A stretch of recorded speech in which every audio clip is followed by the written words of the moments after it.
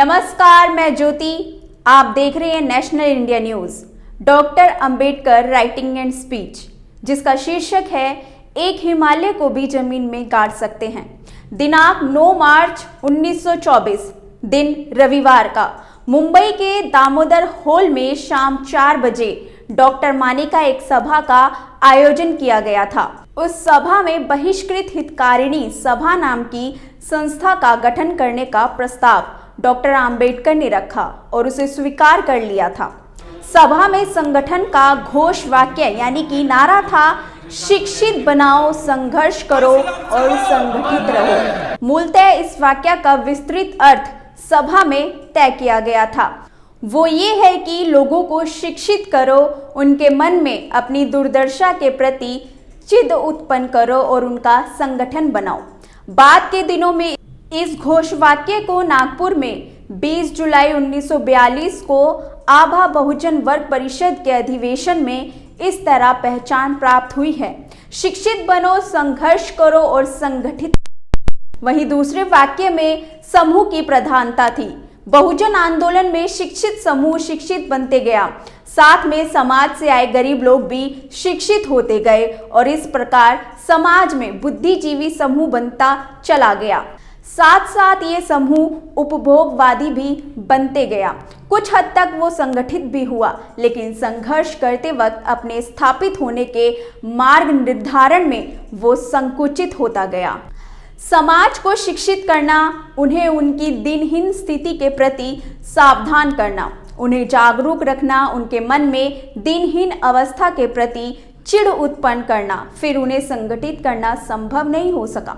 यदि हम समाज के शिक्षित वर्ग के प्रति रक्षीर विवेक के साथ विचार करें तो वो एक अजगर बन गया है, ऐसा नगर की जिसे पेट भरने के लिए किसी नीति शास्त्र की आवश्यकता नहीं है, तो सिर्फ खाना चाहिए। क्यों ना बहुजन समाज के पूरे साधन ही उन पर लूटा जाए, फिर भी उनका पेट भरता नहीं। हमारे पास संसाधन ही कितने हैं।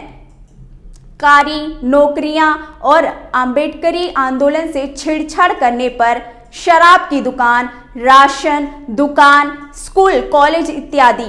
दिनांक 20 जुलाई 1924 का विधिवत बहिष्कृत हितकारिणी सभा की स्थापना की गई।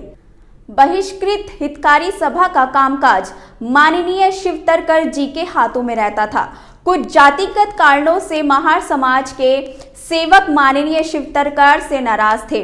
उन लोगों में काफी कानाफसी चलती रहती थी। उस वक्त डॉक्टर BR अम्बेडकर ने शिवतरकर विरोधियों को फटकारते हुए कहा था, हे सज्जनों, शिवतरकर हर समय हमारे साथ रहते हैं। संस्था का जो भी काम उन्हें दिया जाता है उसे वो करते हैं। मेरी समझ में नहीं आता कि तुम लोग उनका विरोध क्यों करते हो। अपने समाज के सर्वांगीण विकास के लिए निपुणता और ईमानदारी से काम करने वाला हूँ। उसी काम को करने के लिए मैंने इतनी शिक्षा ग्रहण की है।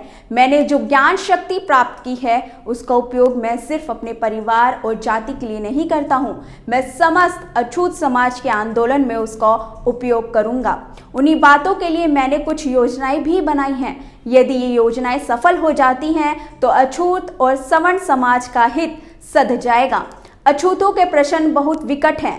मैं सभी प्रश्नों का हल नहीं कर सकूंगा, ये मैं जानता हूँ, लेकिन फिर भी मैं ये सभी प्रश्न दुनिया के सामने रखकर उनकी तरफ दुनिया का ध्यान अवश्य आकर्षित कर सकूंगा। इस बात का मुझे पूरा भरोसा है।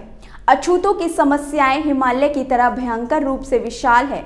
इस हिमालय में टक्कर मारकर मैं अपना सिर फोड़ने वाला हूँ। हिमालय के धाराशाही ना होने पर मेरा रक्त रंजित सिर देखकर 7 करोड़ अछूत लोग उस हिमालय को जमीन में गाड़ने के लिए एक पैर पर खड़े होने को तैयार हो जाएंगे और उसके लिए अपने प्राण तक न्यौछावर कर देंगे। इसे तुम लोगों को अच्छी तरह याद रखना चाहिए।